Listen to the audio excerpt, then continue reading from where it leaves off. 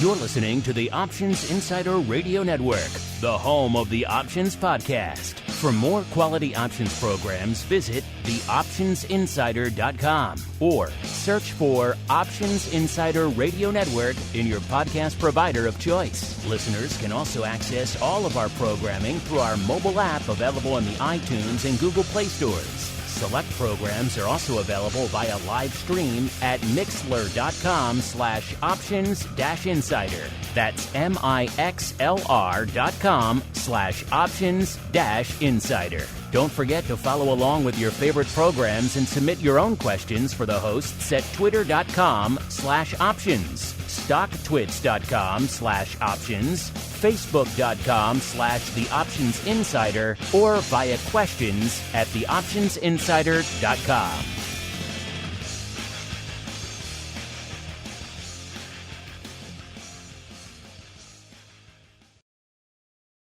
Welcome to the Options Playbook, the program where we break down cutting-edge option strategies and explain how you can incorporate them into your own portfolio. Whether you're looking to grow your capital with some offensive maneuvers or protect your investments with defensive plays, you can find them all in the Options Playbook. The Options Playbook is brought to you by Ally Invest. Anything mentioned today is for educational purposes and is not a recommendation or advice. Options involve risk. Please refer to ally.com/invest/disclosures to review additional risks involved with trading options. Securities offered through Ally Invest Securities LLC, member FINRA and SIPC. Now, let's open the playbook and get started. Hello and welcome to Options Playbook Radio. My name is Brian Overby. I'm the Senior Options Analyst at Ally Invest and author of the Options Playbook. I'm excited to get into this week's call, mainly because I have a neat adjustment that I want to propose on last week's trade on oil. We used the ETF that tracks oil, or one of the ETFs that tracks oil. That symbol is the USO, United States Oil Fund ETF. And we're going to look at adjusting that trade because it's been a very interesting trade. I talked a little bit about last week about how hard it is to try to pick stocks in this marketplace. It's getting easier. We got through September bumpily, and we are in October. The volatility has continued, and we're still not out of the water. And it's going to be a bit before we can feel real comfortable or feel like we're getting back to our bullish tendencies in the marketplace. The marketplace is still leaning bearish, without a doubt. Fed is still raising interest rates. They will be having a Fed meeting here soon. It's highly anticipated that they will increase the Fed funds rate by 75 basis points. The market is, at least that's what the market is expecting. CPI inflationary numbers are not good so far. We did see housing kind of roll over. So maybe, just maybe, we might see a little bit better numbers the next time around. But right now, everything is a little nerve-wracking, and the VIX index is actually showing us that. And I talked many times on Options Playbook Radio in the month of August about the fact that the VIX just was not displaying the fear that the marketplace should be seeing. And we finally see the VIX still up north of 30. We've seen a few days where we've actually had up markets and the VIX continued to go up. That has happened. So the VIX is now acting VIXly, I would say, and adding the fear that really should be in the marketplace. So with that said, because I really couldn't find an underlying to try to be bullish on, and we had been so bearish on the NASDAQ with a lot of our bear put spreads, bottom fishing in some semis we were looking at, everything about Options Playbook Radio has to do with market conditions. We are using the pricing and the conditions of the option to try to pick a strategy out of the Options Playbook that might apply to this specific underlying or this specific marketplace. So with that said, This is not a profile for just an individual or one-off trade for investors. It's to try to learn, and I want to emphasize that these aren't meant to be recommendations. Okay, so I'm excited because we are taping Options Playbook Radio. It is Thursday, October 20th. The markets are rocking and rolling. On the USO trade, the market went against it and is now flying back to basically where we started when we did the trade. So that's not often when we do a situation with Options Playbook Radio, because we don't choose when we're going to tape it, right? Well, I guess we do decide on a specific time, but we don't necessarily know what's going to be going on in the marketplace. So it's easy to talk about trades that are winning. If you do a trade and you're winning, you just close the position and you get out, and then you move on to the next trade. But it makes it a more interesting Options Playbook Radio when you're using real data, real numbers, real time, and the market is at a point where you would consider adjusting the trade. And that is what's going on today. So let me get into last week's trade. A little bit bullish on oil, just because we didn't know what else to be bullish on. We went out a little further in time, went out to the October 28th expiration. And this is definitely a speculative trade that we put together because we used out-of-the-money option contracts. And if I'm using out-of-the-money option contracts on a volatile underlying like the USO, I am almost always going to spread that position off, only because the volatility means that there's pumped up premium in the option contracts. And that's what we did. So the market was at 71.69 on the day that we put together the paper trade, October 13th. And we bought a 72 strike call and sold a 75 strike call.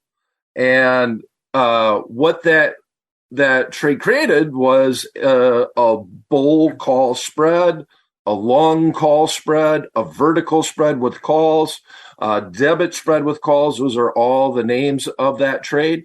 We were able to get this bull call spread done for a net debit of $120 to the account, $120 plus commission for every 1-by-1 spread that we did. October 28th expiration, buying a just out of the money call, the 72 strike, going further out of the money and selling the 75. Now, our upside was a little bit bigger than our downside. Our downside is what we paid for it, $120. Our upside then would be $1.80. Hence, you add those together, you're going to get to $3. The maximum spread can trade for is the width between the strikes, which is $3 here. So, $120 plus commission was our maximum loss. Our maximum upside was $180 less commission. Right. So market went down. As a matter of fact, on Tuesday, we saw the market down substantial in oil, and that which obviously dragged down the USO, which is based off of oil futures. You know, whenever we talk about oil, most things that get quoted are going to be the futures price or a barrel of oil. There's a few different entities that you can look at, but that's usually what is quoted. And in this instance, we saw the market run down to around the 68 level. So the trade wasn't looking very good. We did manage our risk by doing a spread. We had limited and known downside. And there was a chance that you might just get out because you had lost half the value of your spread, paid $120 for it. It was trading for south of 60 cents on that day. So a lot of people would say I'm down 50%. I may just get out. Well, the stock did a complete head fake and is now trading as we tape Options Playbook Radio. Now, remember, these are live markets. I'm going to take a snapshot of this one moment in time. And we see the last trade is 71.58, almost exactly where we started this trade. When we started the trade, it was 71.69. It's now 71.58. We paid approximately $1.20, which the markets were moving, and that would have been a midpoint fill. We now see this trading for $1.01 at the midpoint. I'm going to call it $1. So we're down 20 cents on the trade, but we've lost a lot of time. October 28th is right around the corner. That means we got 8 days, well, not 8 market days, but 8 calendar days until these option contracts would expire. Okay, so this is definitely a time when I would consider adjusting this trade. I am a little bit in the money, I'm just out of the money, right where we started the trade. The trade hasn't worked out. We didn't get that bounce up in the shorter term towards the 75 level, but we got a chance to redo it, right? So an interesting alternative, well, you could just stay the course. You still got till October 28th, and maybe the market didn't really understand why it should have went up last week. And I say that jokingly. But now that we have a redo chance, I would consider rolling into a long call spread. Right now, I'm just out of the money. I've had the time premium. I had a little bit of a shakeout, got a little bit nervous. I don't want to take the trade off because I still want to stay bullish on oil. But now, instead of looking to try to make the maximum on the trade, I just would like to get out at a minimal profit. So what I'm going to do now is I'm going to roll this in. I have this position in my account. I'm long the 72 strike call. I'm short the 75 strike call. I'm going to roll this into a long call butterfly spread. And I guess roll is not really the right answer. I'm going to adjust the trade to make this a long call butterfly spread. All right, it's a lot to say. Those are a lot of words to try to put together before noon on a Thursday, which is the day before Friday, which is the day before the weekend. So here we go. I am long the October 28th 72 strike call. I am short the October 28th 75 strike call. I am going to go in with the market rocking and rolling, and I'm going to sell another 75 strike call with that same expiration, go 3 points out, equidistant out of the money, and buy a 78 strike call. I can do that right now. The midpoint is 42 cents for a 42-cent net credit to the account. I started this trade. We looked at doing the trade for $1.20. If we bring in 40 cents, that means that our total cost of the trade will be around 80 cents. Now I'm rounding off a little bit here. So I'm going to take a 30% chunk out of my risk and, a little bit more than 30%, but approximately. And I'm still going to have a chip in a chair. I'm still going to be in this position, and I'm still bullish on USO. I still want the stock to go to 75. Now, the issue with the butterfly is I don't want it to go beyond 75. I want it to finish somewhere close to 75. We have till October 28th. We have 8 days remaining before the expiration of these option contracts. And because of that, we've turned this into a more theta sensitive trade. We're just out of the money. If it stays right where it's at right now, we're going to lose 80 cents as opposed to $1.20. And at this point now, I'm just playing, honestly, the hope game. I'm just hoping that the USO goes above 72 and lands somewhere between 72 and 75. That would be great. Or we could go a little bit higher. We can go a little bit more out of it. It could land at 76, 77, and I'd still be profitable on this trade overall. All right. So once I do that, once I execute that trade and hopefully get it done for a net credit, we'll save 40 cents. Right now it's showing that I could get a little bit more, but we'll save 40 cents. If I get that done for a net credit of 40 cents, I would then end up with long 1 October 28th 72 strike calls, short 2 October 28th 75 strike calls, and long 1 October 28th 78 strike calls. That would be my position. That would be a long call butterfly, and I would have effectively removed 40 cents of risk out of the trade. My max risk then for the new position, the 1x2x1 butterfly, would be 80 cents plus all the commissions that I had to do to get the trade on. My max upside is still, it's actually a little bit higher, but it's got to stop right at 75, right at expiration to get the max upside. And that's the biggest headache of rolling this into a butterfly, is that you do need a lot of time decay to happen in order to get anywhere close to the maximum. So if I did put this trade on and I could sell the butterfly and say get out at 50 or 60 cents profit, I'm okay with that, right? I'm not. This is no longer meant to be a home run trade. By doing any hedge or any adjustment, your goal is, I don't want the cheese anymore. Just let me out of the trap.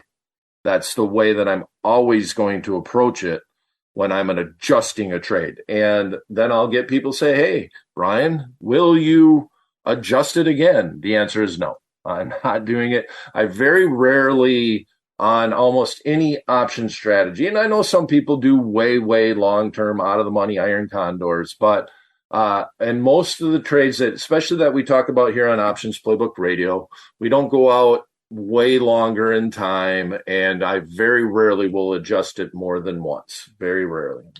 Not taking it off the table, but very rarely. Okay.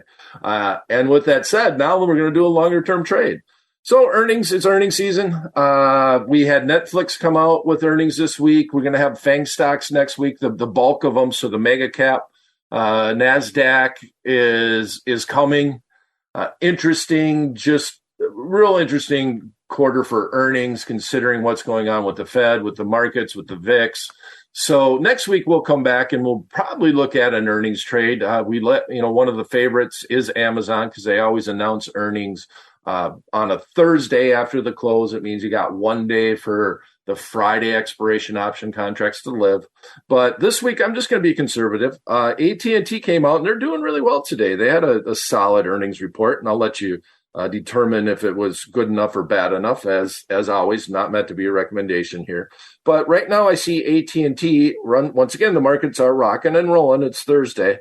And AT&T is up $1.43 on a $16.97 stock. So we'll just round that up tonight to a $17 stock.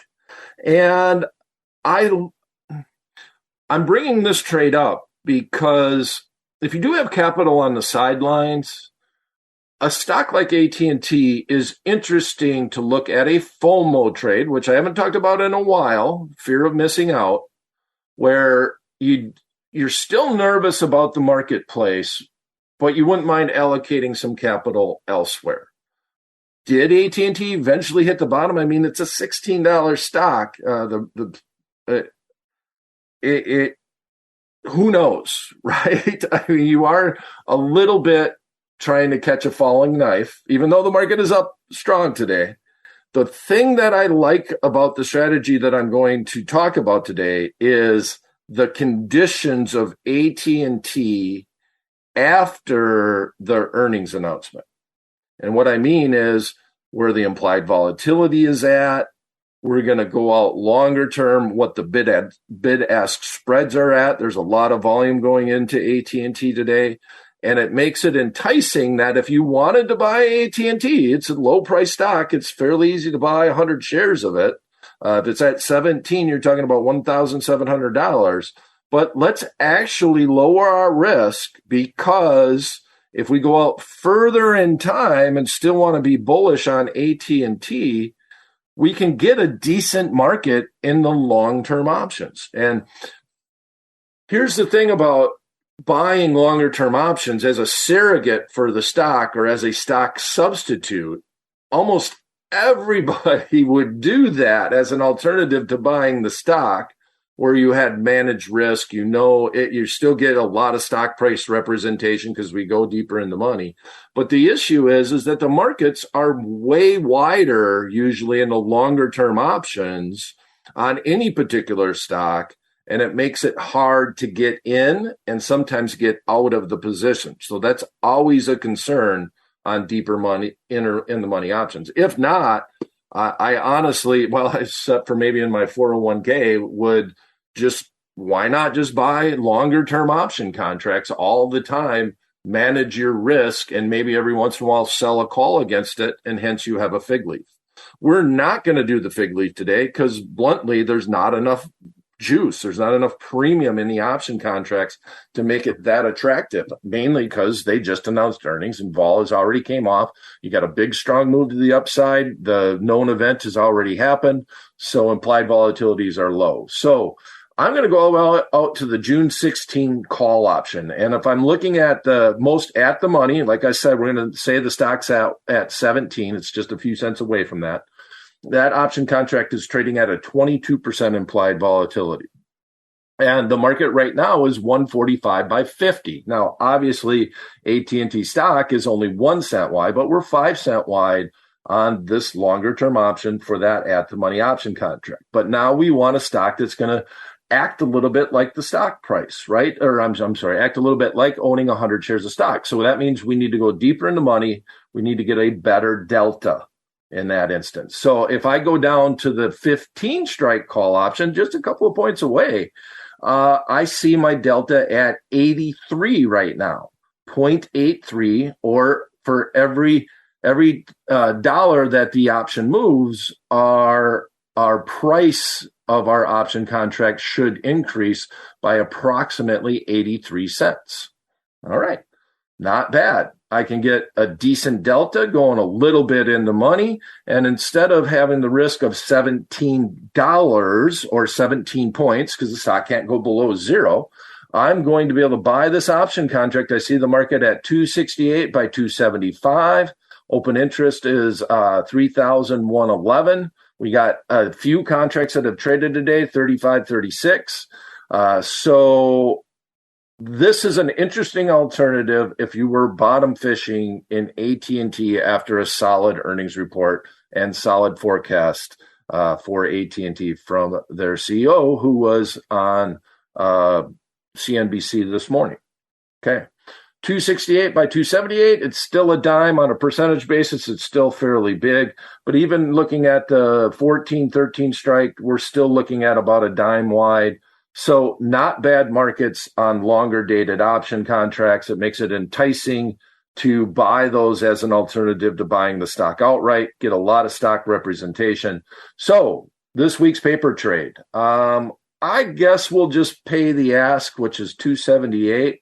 I would probably work it a little, let's say 275. Let's see, let's assume we can get 3 cents off the ask. You can never guarantee a non-marketplace fill, so on a limit order, but here's where we're going to say. So we're looking to buy the June 16th, 2023 call option, 15 strike, 239 days away.